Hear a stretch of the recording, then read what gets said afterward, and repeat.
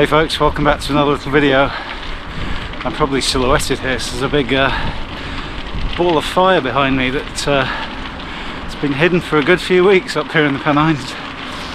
It's been a very mild, a very gloomy autumn so far, and today the sun's just popped out for a couple of hours. It's forecast to disappear again, but I thought I can't really turn down this opportunity to grab a bike, get outside and just spin the legs for an hour or two.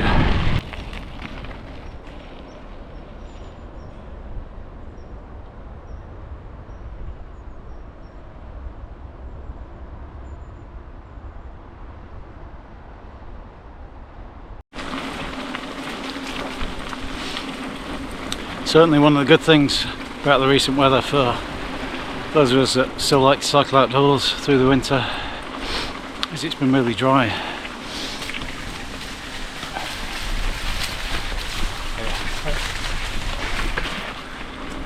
And this section of the towpath ordinarily would be just a slosh vest and a mud bath at this time of year, but it's still really good condition for cycling. So those rides where you've got to spend as much time cleaning the bike when you get back, excuse me, as you did riding it are still not quite upon us, and that's great stuff for those of us that still like to get out outdoors.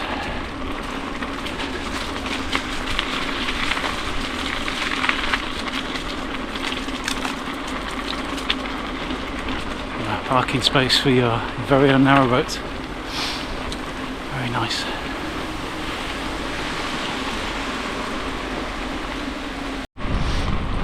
So this is the non-traffic route down the Calder Valley, and it's featured in lots of videos.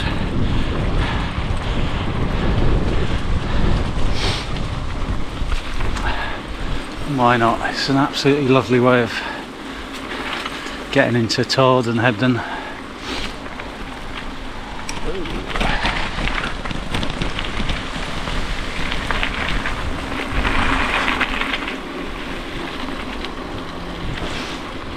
He does have the fiercest geese though. Watch your ankles.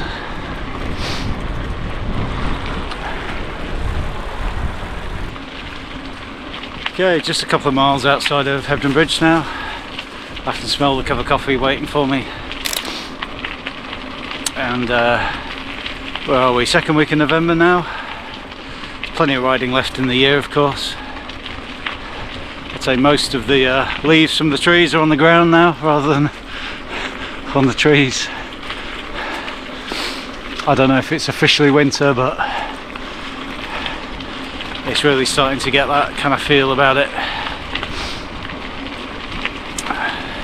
So yeah, lots of cycling left this year before we get to the new year, etc. But I don't know if you're like me and you are already starting to daydream about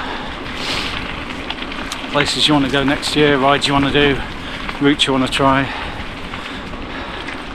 I suppose that means we've got the cycling bug. So embarrassing talking to a GoPro when there's people around. Yeah, in this little video I thought I'd just talk to you about why, or what the origin of my particular cycling bug is and where my enthusiasm for cycling comes from. But for all that, let's just crack on to Hebden, grab a coffee, and then we'll catch up again.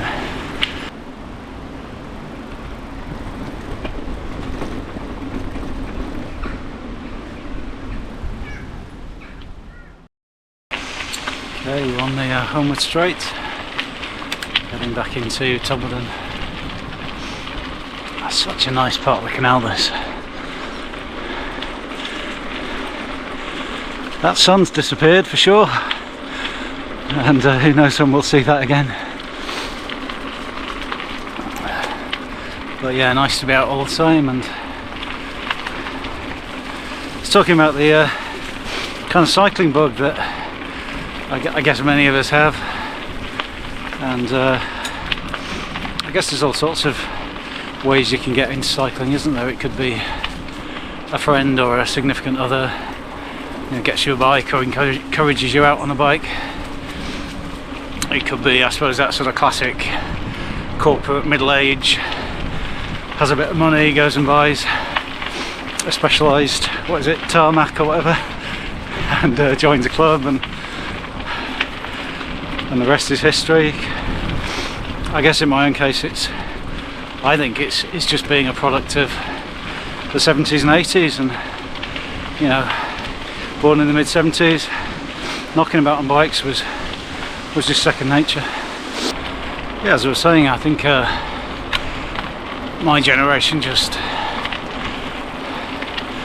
it was very commonplace to knock around on bikes, and I think I was lucky that I always lived a little bit away from school, and always went to schools where I could cycle in, and even through, you know, sixth form, and even after I passed my driving test at 17, I didn't necessarily get hold of a car that often, and so the bike was the thing. And for me, that carried on through university and even into working life, and I've always, oh hell,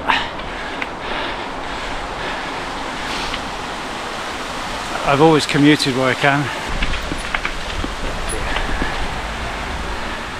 Until you're going under these canal bridges, one-handed. It's quite tricky.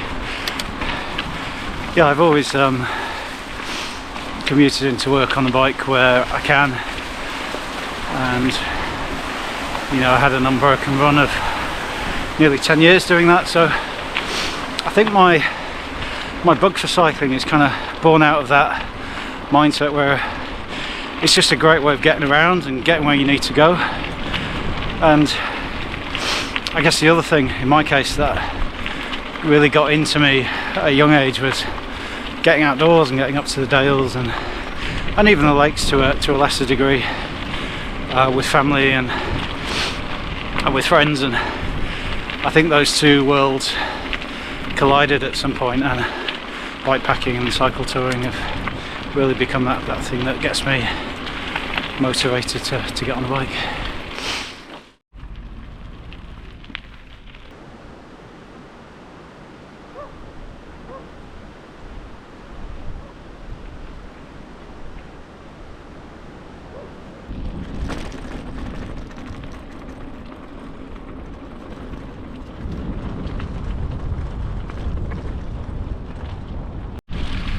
Yeah, so that's it really. It's a lifetime of using a bicycle to get around, I suppose, combined with doing sort of cycle touring trips, and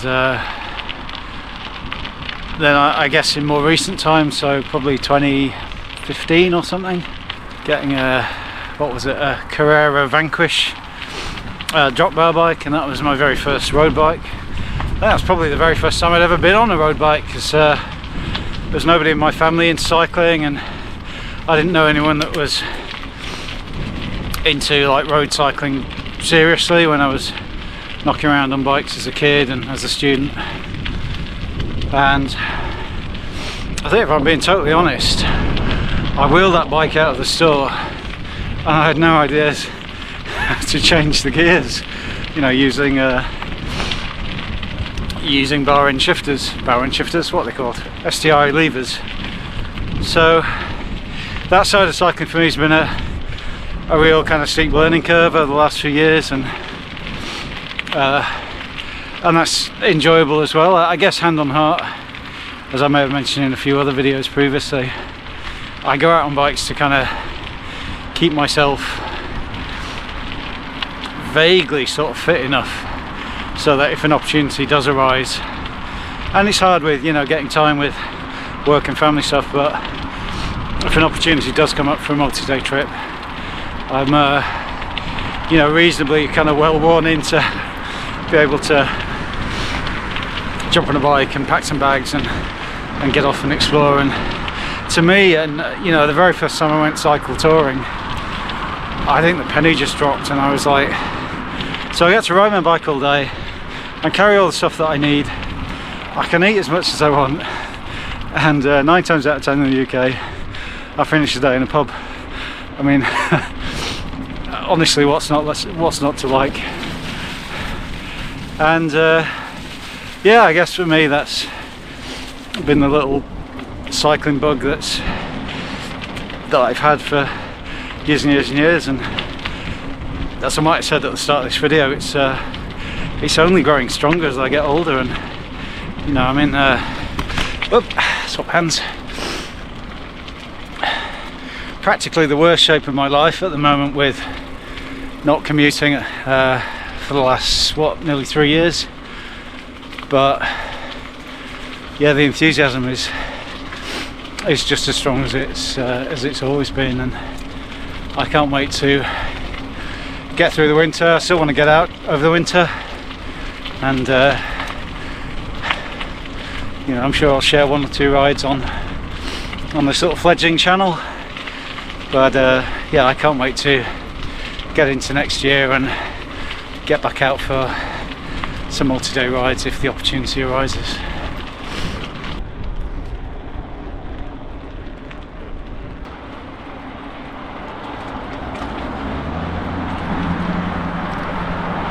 Hollingworth Lake's looking very moody this afternoon, I must say. So there you have it, folks. There's my very abridged YouTube friendly version of what got me into cycling and what gave me the cycling bug. Please do let me know yourselves, what was it that first got you into pedalling on 2 wheels, and is the cycling bug as strong now as it ever was, or do you find that it's waning as you get older and wiser? Yeah, I'd be really interested to hear your own cycling origin story, so to speak. And just remains to say, stay safe out there, take care, and happy cycling. I'll see you out on the roads very soon. Bye for now. Whew.